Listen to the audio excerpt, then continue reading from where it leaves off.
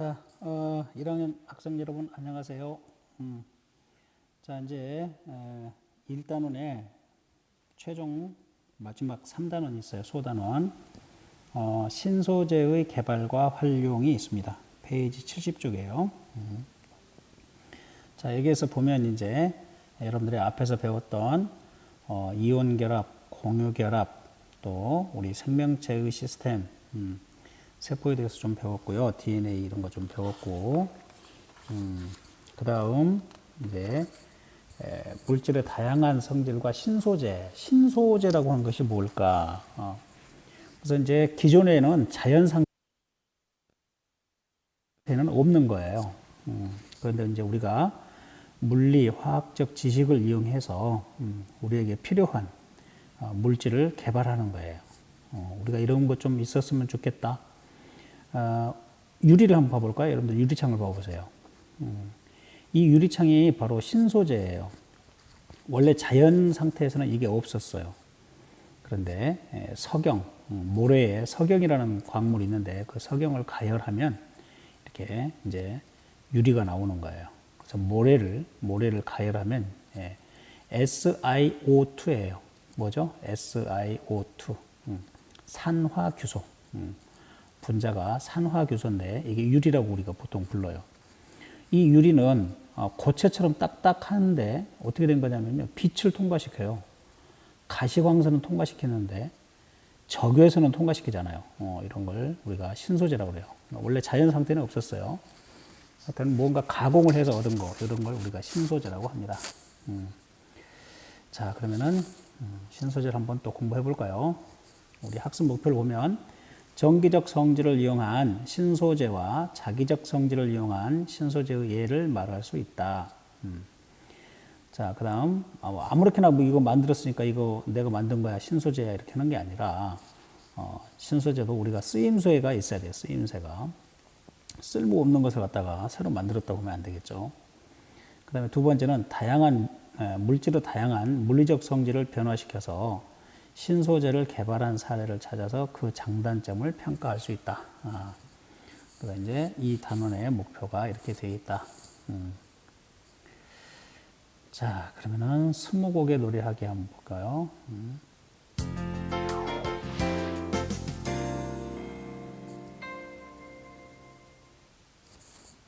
세계 각국의 자원 경쟁이 치열해지면서 최근 각계에선 전기 자동차의 경량화에 심혈을 기울이고 있다.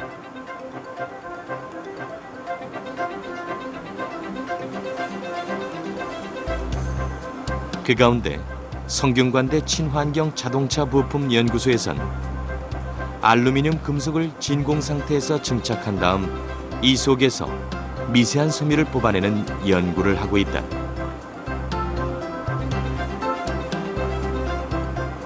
머리카락보다도 10만 배나 가늘다는 탄소 나노 튜브다.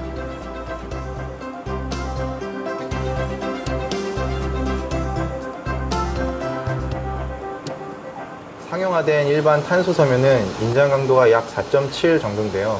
저희가 연구하는 탄소 나노 튜브는 이론적으로 약 100까지 가능하기 때문에 약 25배 정도의 좋은 효과를 얻을 수가 있습니다.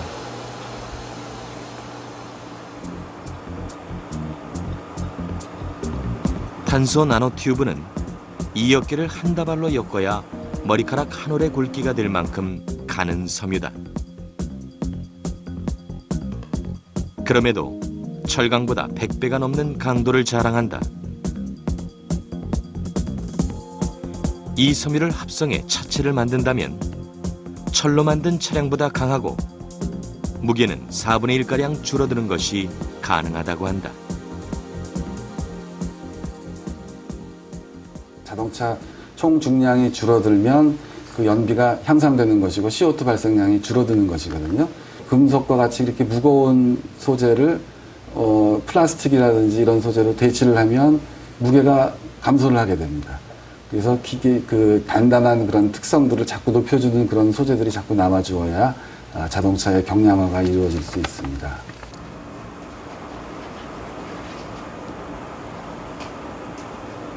블랙 리커라고 하는 용액인데요.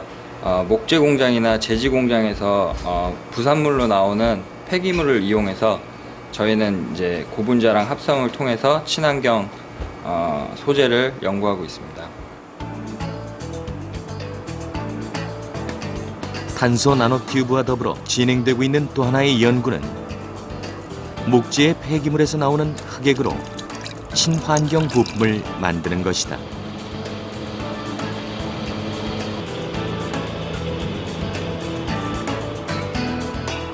이 흑액을 분리 정제시키면 천연 소재인 리그닌 가루가 나오는데 산도에 따라 다양한 빛깔의 원료를 얻는 것이 가능하다.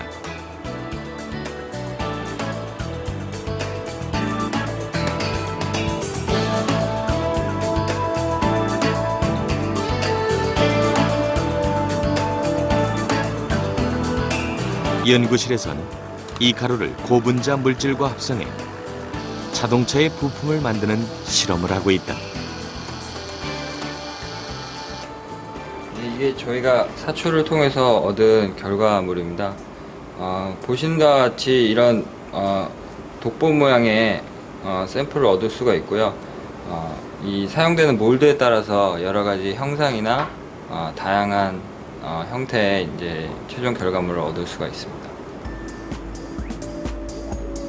현재 이 연구는 실제 제품을 만드는 데 성공해 자동차 회사와 실전 테스트를 하는 단계까지 진척됐다고 한다.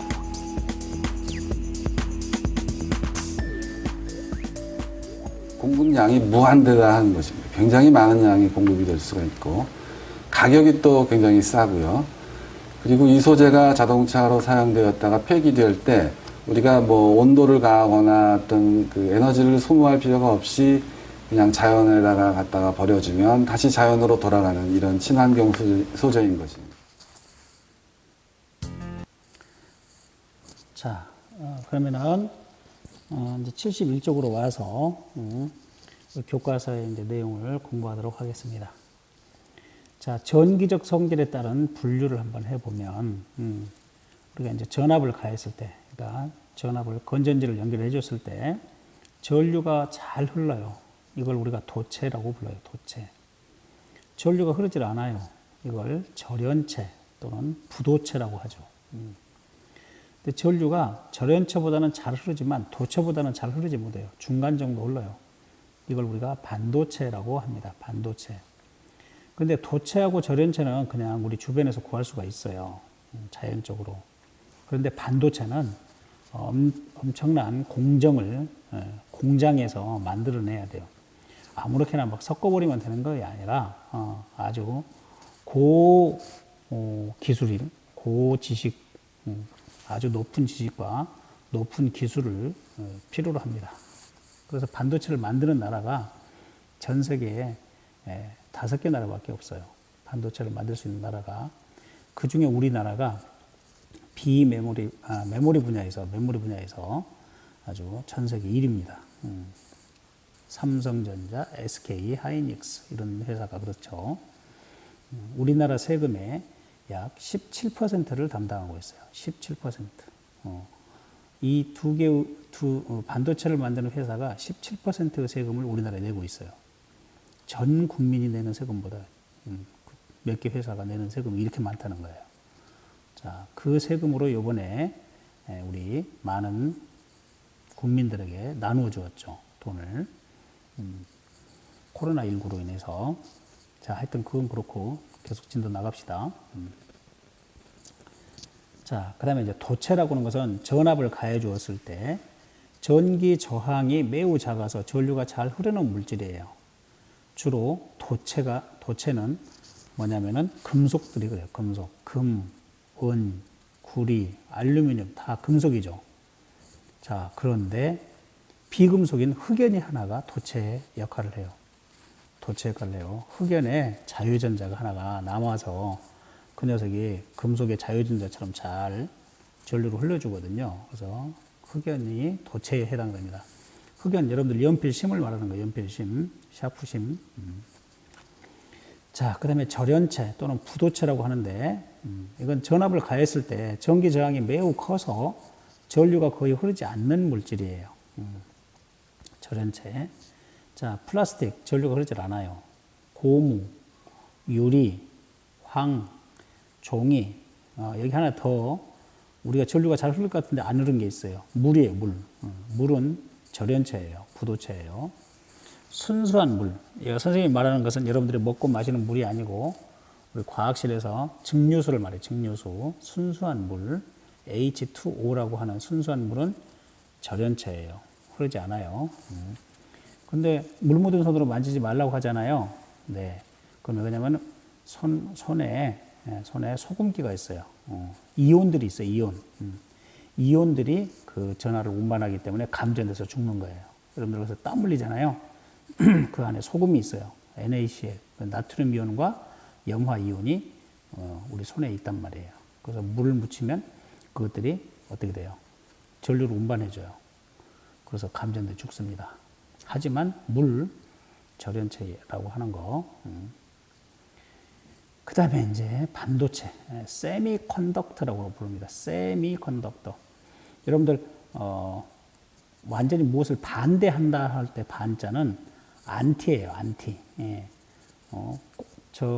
과학 쌤을 이렇게 부정한다, 싫어한다 이럴 때는 안티 과학 이렇게 되겠죠.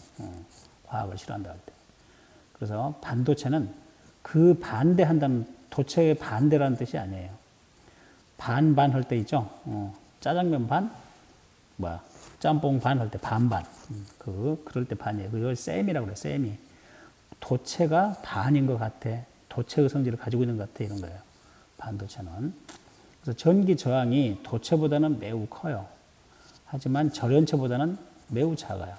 그래서 일반적으로 온도가 커질수록 전기 저항이 작아지는 특성이 있어요. 여기 이걸 밑줄 그어서 잘 알 수 있도록 합니다. 온도가 높아지면은 보통의 도체는 온도가 높아지면은 전기 저항이 커지는 특성이 있어요. 그런데 반도체는 온도가 높아지면은 전기 저항이 작아지는 특성이 있다. 그래서 반도체는 규소, 저마뇽, 탄소 이런 것 등이 반도체에 해당된다. 라는 거예요. 자, 그 다음 자기적 성질에 따른 분류예요. 자기적 성질에 따른 분류. 자, 지금 선생님 몇 페이지 하고 있냐면은 74쪽을 하고 있어요. 74쪽. 자, 자기적 성질을 줄여서 자성이라고 그래요. 자성. 자성에 따라 크게 자석의 재료가 될 수 있는 물질이 있고 자석의 재료가 될 수 없는 물질로 분류할 수 있다. 이것을 자기적 성질에 따른 분류 이렇게 했네요. 자, 그러면 자석이 될 수 있는 물질이 있어요. 여러분들 자석에 쇠를 갖다가 붙여놨어요. 쇠못을. 그랬더니 잊어먹고 며칠 있다가 쇠못에 자석을 가지고 놀았지 하면서 쇠못에 붙어있는 자석에 붙어있는 쇠못을 뗐어요. 다른 못을 붙여봤더니 잘 붙어요. 쇠못이 자석이 돼버렸어요. 이렇게 못과 같은 쇠붙이는 외부 자기장을 가하면, 외부 자기장이라는 것은 자석을 붙이면 이런 뜻이에요. 강하게 자기화가 되기 때문에, 강하게 자석화가 되기 때문에 자석이 잘 달라붙는다. 또 외부 자기장을 제거하여도 자석에 뗐어요. 그래도 자기화가 오랫동안 유지되는 성질이 있다. 그 녀석이 자석의 성질을 가지고 있어 버린다라는 거예요. 그래서 이것들이 바로 영구 자석의 재료가 된다. 그러면 이거 어디다가 이용하면 좋지? 이렇게 생각할 수 있겠죠. 자, 이렇게 외부 자기장에 강하게 잘 달라붙어. 그리고 한번 달라붙었는데 그 자기적 성질을 계속 오랫동안 띠고 있어. 자기도 자석이 돼 갖고 있어, 일부. 자, 이러한 것을 강자성체라고 그래요. 강자성체. 강자성체. 자기화가 잘 되고, 자화가 잘 되고, 외부 자기장을 제거해도 계속 오랫동안 자기화가 유지되는 현상, 유지되는 성질, 이런 물질을 강자성체라고 그러는데 철, 코발트, 니켈 등이 있어요. 자, 그 다음에 이제 두 번째는 자석이 될 수 없는 물질이에요. 종이, 알루미늄과 같은 대부분의 물질은 자석에 달라붙질 않아요. 이와 같은 물질은 외부 자기장에 의해서 매우 약하게 자기화되며 외부 자기장을 제거하면 자기화가 유지되지 않으므로 자석의 재료가 될 수가 없어요. 종이, 알루미늄, 유리, 플라스틱 이런 것들은 상자성체라고 불러요. 상자성체. 아까 철, 코발트, 니켈은 강자성체였죠. 자, 이것은 종이, 알루미늄, 유리, 플라스틱은 상자성체라고 그래요. 자, 그러면 아까 강자성체로 다시 한번 돌아가면 철이나 코발트, 니켈은 이 성질을 이용해서 강자성체는 어디에 사용되냐면은 여러분들 녹음 테이프 아나? 녹음 테이프. 할머니나 엄마가 젊을 때 들으셨던 녹음 테이프가 있어요. 음악을 들을 때. 자, 요즘은 참 귀한 물건이 돼서 잘 안 보일 거야. 아, 그럼 또 비디오 테이프라고 있어요. 그 비디오 테이프. 여러분들 뭐 지금은 메모리에다가 담아가지고 뭐 동영상을 보고 그러는데 옛날에는 비디오 테이프에다가 녹화를 해가지고 보았어요. 자, 거기에 새까맣게 비닐 위에 새까맣게 칠해지는 게 뭐냐면은 철이에요, 철. 철을 용액으로 만들어서 비닐 위에 살짝 코팅을 해 놓은 거예요. 그래가지고 거기에다가 자기장을 걸어주는 거예요. 그 자기장을 걸어줄 때마다 그 자기화가 잘 돼갖고 있어요. 빙글빙글 돌잖아요. 그 슉 지나갈 거 아니에요. 자, 그럴 때 그 자기화된 것을 영상으로 만들어내는 거예요. 영상을 자기화로 만들어서 심어놓고 한 번 심어놓으면 오랫동안 그게 기억을 하고 있어요. 그랬다가 다시 그것을 우리가 보고 싶을 때 다시 넣어서 돌려주면 거기에 기록되어 있는 영상이 나오게 된다. 그게 바로 뭐냐면 자화가 오랫동안 유지되기 때문에 그래요. 아시겠죠? 그런데 이것으로는 그걸 만들 수가 없어요. 종이나 알루미늄이나 유리, 플라스틱은 상자성체인데 이것은 만들 수가 없겠죠. 자, 그 다음에 이제 그러면 이제 이렇게 정기적 성질이나 자기적 성질을 이용해서 우리가 신소재를 만들어낸다. 그래서 이제 기존 소재의 화합물 조성이나 결합 구조를 변화시켜서 새로운 성질을 띠게 만드는 물질, 이것을 우리가 신소재라고 부릅니다. 신소재. 그래서 이제 여러분들 대학교에 가면은 공과대학에 신소재공학과라고 있습니다. 신소재공학과. 지금 뭐 이제 신소재공학과는 지금 나와 있는 것 말고 이것보다 더 성능이 좋은 것을 개발하기 위해서 불철주야 밤낮 없이 이거 실험을 계속하고 있어요. 그래가지고 거기에서 어떤 신소재가 하나가 개발이 됐다. 근데 진짜 유용하게 쓰였다. 그러면 이제 돈방석에 앉는 거예요. 자, 그렇게 해서 아주 공부를 한 것만큼 큰 돈을 벌면서 보상을 받는 거예요. 자, 그래서 기존 소재의 화합물 조성이나 결합 구조를 변화시켜서 새로운 성질을 띠게 만드는 물질, 이걸 신소재라고 부른다. 자, 그러면 예를 한번 들어보면은 화합물의 조성을 변화시켜서 만든 신소재를 보면 P형 반도체가 있어요. 자, P형은 포지티브라고 그래요. 포지티브. 거기에는 P형 반도체에는 빈 공간이 있어요. 빈 공간. 전자가 떠나가 버리고 남은 빈 공간을 우리가 정공이라고 불러요. 빈 공간을 정공. 원래 전자가 있던 자리가 전자가 다른 데로 이동해 가버려서 그래서 전자가 있어야 할 자리가 빈 공간으로 남아있다. 그래서 이걸 정공. 정공을 많이 가지고 있는 반도체를 P형 반도체라고 합니다. 그와 반대로 N형 반도체가 있어요. N형 반도체는 네거티브라고 그래요. 네거티브. 자, 이건 뭐냐면은 원래 전자가 다 차 있는데 외부에서 전자가 하나가 더 들어와 있어요. 그거 선생님 그거 지난 시간에 배울 때 이온 아니에요? 음이온 아니에요? 음이온? 그래, 음이온 같은 거예요. 근데 음이온은 액체 속에 있는 거고요. 고체 속에 마치 음이온처럼 전자가 하나가 더 외부로부터 들어와 있는 거예요. 그래서 전자들이 너무 많이 쌓여 있어요. 이걸 우리가 N형 반도체라고 그래요. 그럼 아까 P형 반도체는 전자가 없어져서 빈자리가 있는 거고, N형 반도체는 어디에선가 전자들이 더 들어와서 쌓여 있는 거고, 이런 거거든요. 그 P형 반도체하고 N형 반도체를 살짝 접합을 시켜놓으면, 땜질을 해놓은 거예요. 납땜을 해놓은 거예요. 이렇게. 자, 그러면은 어떻게 되느냐. 용접을 해놓으면, 그것을 우리가 다이오드라고 불러요. 다이오드. 다이오드. 자, 그럴 때 그 다이오드 중에서 전압을 쫙 걸어줬더니 그 다이오드가 빛을 발한다. 그래서 그걸 발광 다이오드라고 불러요. 발광 다이오드. 여러분들 그 킥보드를 할 때 이런 거 타고 가면 막 반짝반짝반짝 빛이 나는 거, 그거 발전이 되면서 아주 작은 전류에도 빛이 다이오드에 전류가 흘러 들어가면은 전류가 빛을 내는 거예요. 그래서 번쩍번쩍번쩍 하는 거예요. 한 바퀴 돌 때마다. 또 꼬마가 신발을 신고 하는데 삑삑삑삑 이런 소리가 났었는데 이제 지금은 빛이 번쩍번쩍 나게 했어요. 아이가 이렇게 중력에 의해서 눌러주면 그때 전기가 발생을 해서 아주 작은 전기인데 발광 다이오드에 흘려보내면은 빛이 번쩍 나요. 빛이 번쩍 이렇게. 자, 그 다음에 이제 고온 초전도체. 초전도체라고 하는 것은 뭐냐면은, 지금 현재 아까 선생님이 도체라고 하는 것을 말을 했는데, 그 도체는 아무리 좋은 도체라 하더라도 전기 저항이 약간씩 있거든요. 전기 저항이 약간씩은 있어요. 작지만. 그런데 전기 저항이 0인 물질이 있어요. 전기 저항이 0인 물질. 이런 것을 초전도체라고 그래요. 근데 이 초전도체가 처음 발견이 됐을 때는 영하 269도씨에서 마이너스니까 영하 269도씨에서 전기 저항이 0이에요. 초전도체가 되는 거예요. 그런데 영하 269도씨까지 낮추는데 전기요금이 엄청나게 들어가잖아요. 그걸 계속 유지해 줘야 되는데 그렇게 못해. 그래서 지금 현재 이제 70켈빈까지 올라왔으니까 약 영하 200도 또는 영하 190도 여기까지의 이제 전기장이 영인 새로운 새로운 전도체를 만들어냈어요. 이것을 고온 초전도체라고 해요.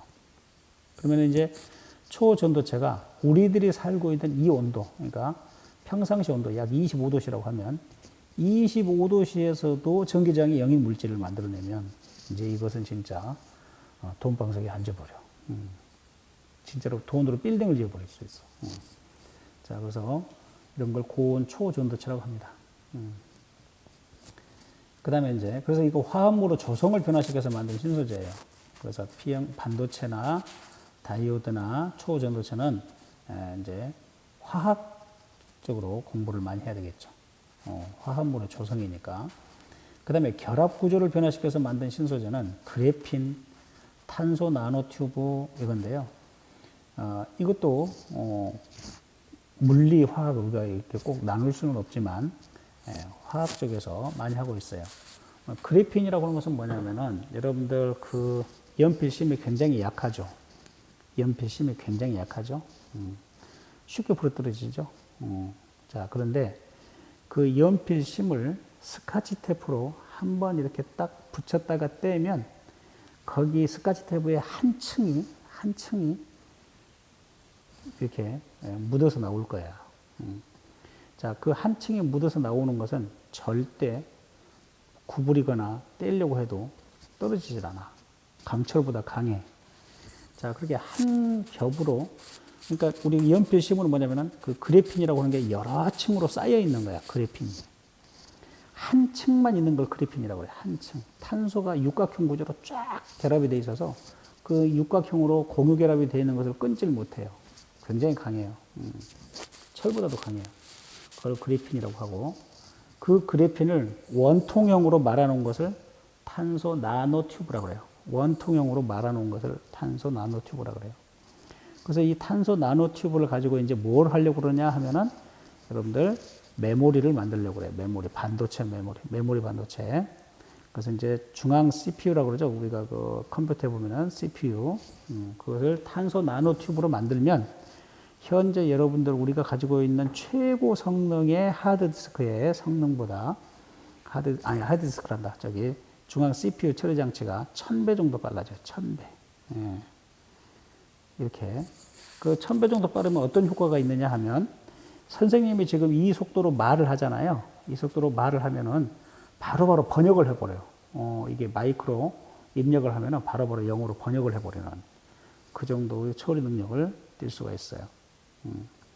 그래서 이제 지금은 뭐 번역, 여러분들 구글 번역하면은 뭐 글자를 집어넣고 어쩌고 막 이렇게 하면 좀 이따가 번역이 돼서 나오고 그러잖아요. 그 다음에 또 지금 뭐 이렇게 번역 앱이 있어가지고 이렇게 말하면 한 몇 초 있다가 이렇게 나오고 그러잖아요. 그 1000배 정도가 빨라지기 때문에 그냥 내 말을 하면 바로바로 영어로 통역해 그러면 영어로 통역하고 독일어로 통역해 그럼 독일어로 통역하고 이렇게 돼버린다는 거예요. 탄소 나노 튜브. 지금 지금은 포항공대 물리학과 교수인데 임지승 교수란 분이 이 탄소 나노 튜브의 세계 권위자예요. 예전에 이제 서울대 물리학과 교수로 계셨는데 지금은 포항공대로 옮겼더라고요. 임지승 교수. 그래서 아마 노벨상이 이제 조만간에 우리 한국에도 좀 왔으면 좋겠어요. 지난번에 말했던 이휘소라고 하는 사람은 79년도에 받으려고 했다고 못 받아가지고 지금 40년이 지났는데 이제 임지승 교수한테 줘야 되지 않나 싶어요. 탄소 나노 튜브. 우리나라가 1인자가 있어요. 자, 그래핀은 처음에 영국의 캠브리지 대학에 있는 물리학 박사들이 처음으로 알아냈어요. 그래핀. 자, 탄소 나노 튜브. 자, 지금 여기 손에 올려놓는 게 뭐냐면은 다이오드예요. 발광 다이오드. 이걸 이제 줄여서 LED라고 불러요. LED가 라이트 에미팅 다이오드, 발광 다이오드 또는 빛을 방출하는 다이오드 이런 뜻이거든요. 다이오드는 이렇게 발이 두 개예요. 한쪽은 플러스로 연결해 줘야 되고 한쪽은 마이너스로 연결해 줘야 되는데 플러스로 연결되는 부분이 포지티브. 그래서 P형 반도체라고 하고 마이너스 극에 연결되어지는 반도체를 N극을 뭐라고 하냐면은 N형 반도체라고 그래요. 마이너스 극과 연결해서. 그래서 우리가 전기에서 보면 플러스하고 마이너스 두 개밖에 없죠. 그래서 이것을 다이오드라고 합니다. 발광 다이오드. 자, 그러면은 어떻게 빛이 나오는지 보겠습니다. 보드에다가 연결해서 0.7V 이상이면 빛이 나와요. 저기에서.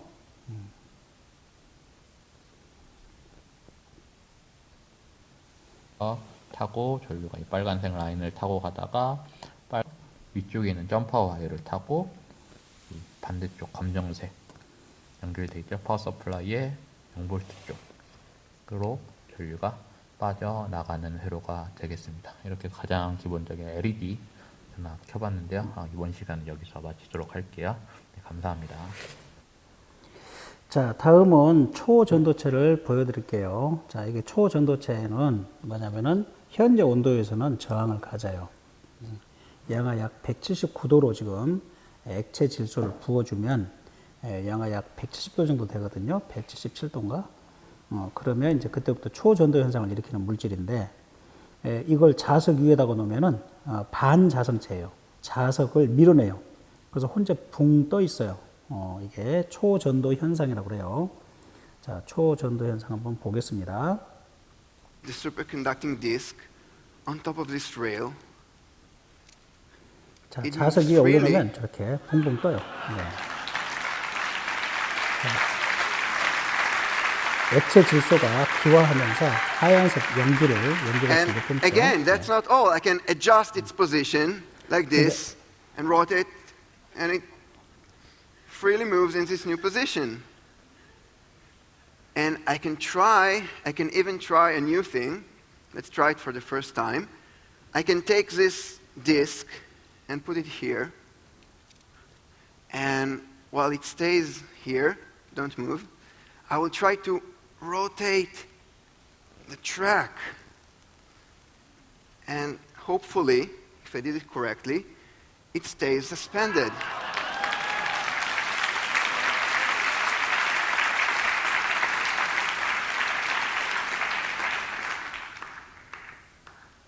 You see, it's quantum locking, not levitation. 자, 지금부터는 그래핀에 대한 소개를 하겠습니다. 2012년에 상영된 한 공상과학 영화. 유리창에 손바닥을 대자 영상 통화를 하는 듯한 패널로 변한다. 하지만 이 장면이 새롭게 느껴지는 건 화상 대화나 생체 인식 기술 때문이 아니라 바로 양면이 그대로 투과되는 투명한 디스플레이 때문이다. 공상과학 영화 소재에 불과한 줄 알았던 비현실적인 모습이 현실이 될 날이 머지않아 보인다. 그래핀 덕분이다. 그래핀은 디스플레이를 유연하게 휘도록 할 것이며 메모리 반도체의 저장 능력을 획기적으로 늘려줄 것이다. 대체 정체가 무엇일까? 그래핀은 탄소와 탄소들이 철사처럼 육각형으로 이렇게 쭉 배열되어 있습니다. 벌집처럼 되어 있습니다.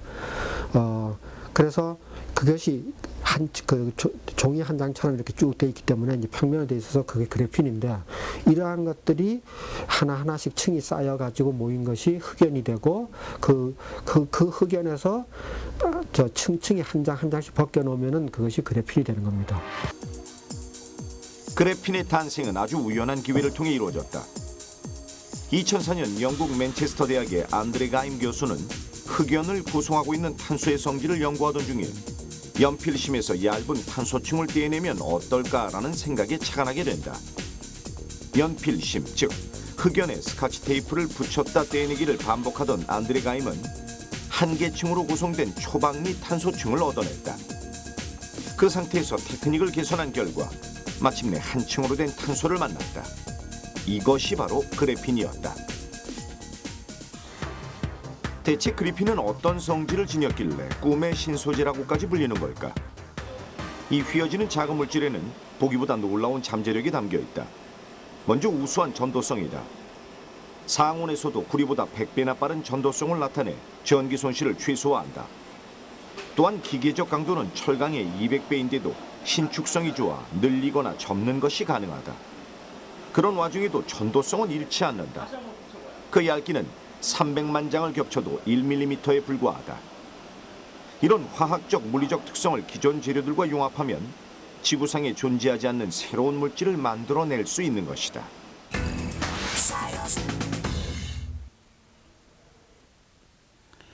자, 그 다음 교과서 72쪽에 보면 맨 위에서 첫 번째 줄, 휴대전화나 텔레비전의 화면을 나타내는 장치를 영상 표시 장치라고 한다. 디스플레이는 전기적 성질을 이용한 신소재가 이용되는데 대표적으로 액정이 있다 그래서 액정. 자, 액정은 리퀴드 크리스탈 디스플레이라고 해요. 리퀴드 크리스탈 디스플레이. 리퀴드가 액체란 뜻이고요. 크리스탈이란 말이 고체란 뜻이에요. 고체 결정. 액체와 고체 결정을 플러스해서 액정이라고 해요. 그래서 디스플레이는 화면 표시 장치니까요. 그래서 이걸 줄여서 LCD라고 부릅니다. LCD. 그래서 액정은 고체 결정의 성질을 지니면서도 액체처럼 유동성이 있는 물질을 액정이라고 합니다. 그래서 액정 분자는 보통 가늘고 긴 사슬 형태의 배열을 하고 있는데요. 자, 그래서 이제 전압을 걸어주지 않으면 고체예요. 전압을 걸어주지 않으면 전류가 흐르면, 전압을 걸어줘서 전류가 흐르면 이게 액체로 싹 변하면서 분자가 휙 돌아가요. 그러면서 빛을 통과시켜줘요. 그래서 0이면 0, 1, 0, 1 이렇게 하겠는데 0일 때는 전압이 제로예요. 1일 때는 전압이 제로가 아니에요. 그러면은 그때 빛이 나가는 거예요. 그래서 이것을 LCD라고 부릅니다. 리퀴드 크리스탈 디스플레이. 그래서 액정의 성질을 이용하여 영상을 표시하는 장치로 전압에 따라 빛의 투과 정도를 조절할 수 있습니다. 전압을 많이 걸면 많이 돌아가요. 액체가 많이 돼서. 그래서 전자계산기, 온도계, 자동차의 길 안내기가 뭐예요? 내비게이션이죠. 텔레비전, 휴대전화, 여러분들 지금 보고 있는 휴대전화, 이게 다 LCD예요. 자, 이런 것을 액정 표시 장치라고 합니다. 자, 그러면은 반도체 나가기 전에 액정 표시 장치에 대해서 한번 보겠습니다.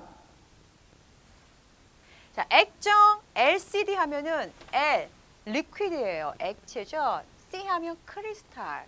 고체, 결정 구조를 만드는 거죠. D는 디바이스 장치예요. 그래서 고체인데 마치 액체처럼 유동성이 있는 약간 젤리 같은 형태, 그렇게 만들어진 재질을 우리가 LCD라고 부릅니다. 자, LCD에서 중요한 거는요, 바로 뭐냐면 평광판이에요. 자, 평광판. 이건 바로 무슨 얘기냐면 빛을 한쪽으로만 치우치는 거죠. 편애한다고 하죠. 그것처럼 빛이 한쪽 방향으로만 진동시키게 할 수 있는 판, 그래서 편광판이라고 부릅니다. 자, 빛은요 여러분 알아두시기 바라요. 빛은 파동입니다. 그래서 진동을 하는데 빛은 사실은 모든 방향으로 다 진동합니다. 모든 방향으로. 그래서 편광판이 없으면요, 이쪽에서 만약에 빛을 쏘아줬다. 그럼 이 빛은 모든 방향으로 진동을 해요. 이렇게 표현을 할게요. 그런데 편광판을 이 빛이 지나가는 경로에 놓아두면요, 이 편광판에는 편광축이라고 하는 게 있어요. 지금 여기에 나와 있는 요 줄무늬가 편광축을 의미하는 거예요. 그러면 무슨 일이 벌어지느냐? 이렇게 막 진동하는 이 빛이 이렇게 생긴 편광축을 지나잖아요. 그러면 편광축과 나란한 방향으로 진동하는 빛만 통과합니다. 그래서 어떻게 했어요? 한쪽 방향으로만 진동하는 빛, 즉 빛이 편광된 거예요. 자, 이렇게 진동하는 빛이 통과해서 이동하고 있습니다. 그런데 아래 보니까 편광축이 어떻게 돼 있어요, 여러분? 얘하고 이 편광축하고, 그렇죠, 직각으로 만들어서 위치합니다. LCD에는. 그럼 무슨 일이 벌어지냐면, 자, 이렇게 진동했죠? 이렇게 진동하는 빛은 편광축이 진동하는 방향과 일치할 때만 통과할 수 있어요. 그런데 이렇게 편광축을 직각으로 만들어 놓으면 빛이 편광축에 걸려서 통과할 수가 없습니다. 자, 다시 한번 설명할게요. 자, 모든 방향으로 진동하는 빛이 편광축이 이 방향인 편광판을 통과하면 편광축과 나란한 방향의 빛만 통과합니다. 그런데 LCD에는 위아래 편광축이 90도가 되게끔, 얘도 90도예요. 90도가 되게끔 편광판을 위치를 시킵니다. 그럼 얘는 어떻게 돼요? 편광축에 걸려서 빠져나올 수가 없습니다. 없어요. 선생님 설명 잘못하셨어요. 얘는 빛이 빠져나왔는데요. 빛이 빠져나오게 만드는 것이 바로 누구냐면 LCD 액정을 이루는 분자들이에요. 자, 얘 같은 경우에는 액정 분자가 없으면 못 빠져나옵니다. 근데 액정 분자는 액체처럼 유동성이 있다고 그랬죠. 그 분자의 배열들이 트위스트, 이렇게 꼬여서 회전할 수 있어요. 그래서 신기하게도 이 빛을 액정 분자가 꼬이면서 회전하면서 이 빛의 진동 방향도 90도로 회전시켜 줍니다. 액정 분자가.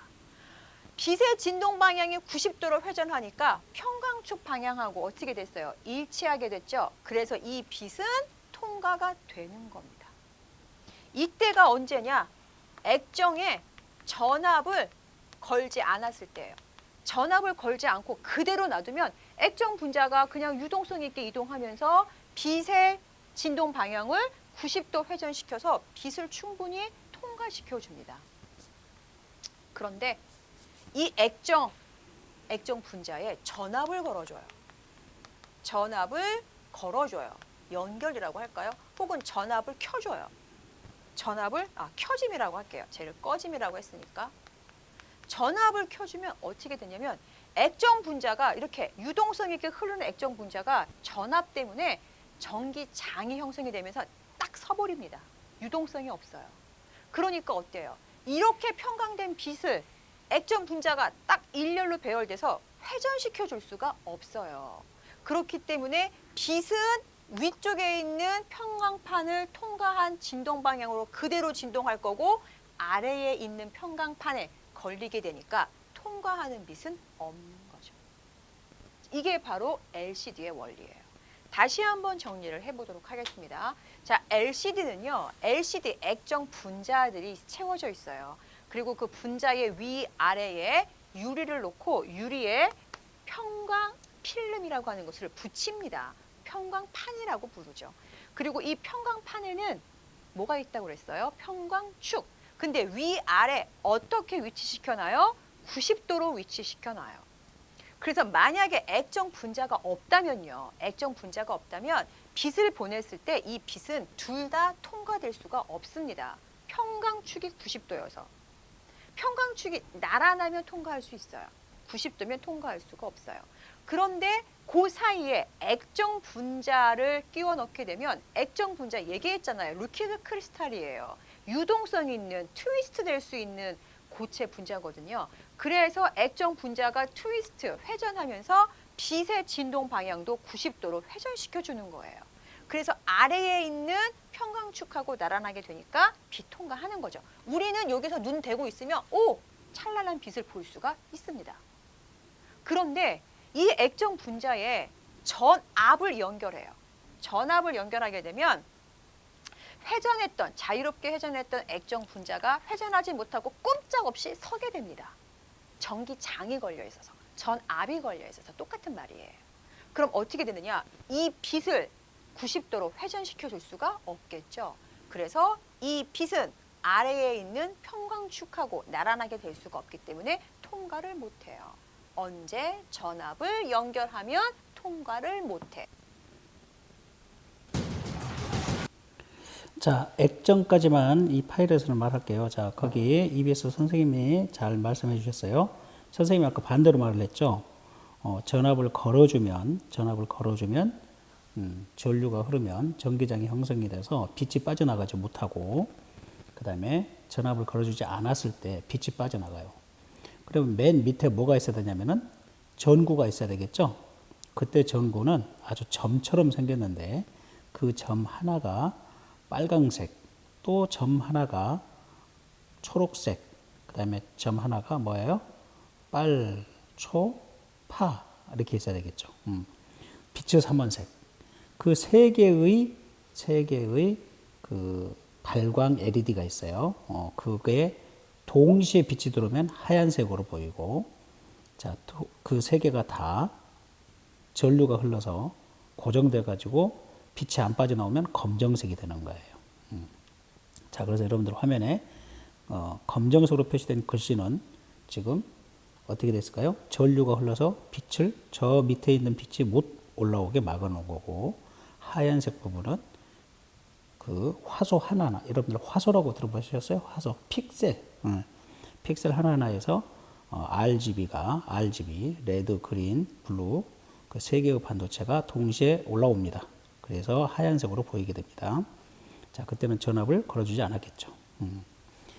자, 그러면은 다음 파일에서 계속 이어가겠습니다. 자, 이상 여기서 마치겠습니다.